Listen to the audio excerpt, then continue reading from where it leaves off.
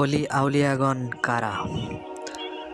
হজরত রাসূল পাক সাল্লাল্লাহু আলাইহি সাল্লাম বলেন, যাদের দেখলে আল্লাহ পাকের কথা মনে হয় তারাই হচ্ছেন অলি আউলিয়া। রোজ কিয়ামতে তাহাদের চেহারা নুরানি হবে, তারা নূরের ভিতরে থাকবে। মহান আল্লাহ পাক তাদেরকে হাসরের ময়দানে নূরের সিংহাসনে বসিয়ে দিবেন। হাসরের ময়দানে তাদের উঁচু মর্তবা দেখে নবী ও শহীদগণ ঈর্ষা করবেন। সকল মানুষ যখন ভীত ও চিন্তিত থাকবে, অলিগণ তখন ভীত ও চিন্তিত হবেন না।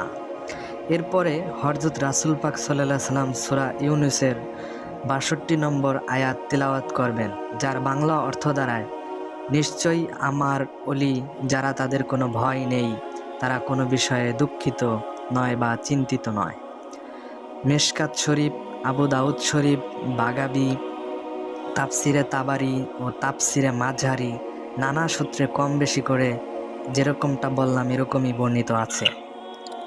মহান আল্লাহ পাক হাদিসে কুদসিতে হযরত রাসূল পাকের জবান মোবারকে ফরমান, মান আদা আলী উলিয়াম ফাকাত আজানতুহু বিল হার্ব, অর্থাৎ কেউ আমার কোনো অলির সাথে শত্রুতা করলে আমি আল্লাহ তার বিরুদ্ধে যুদ্ধ ঘোষণা করি।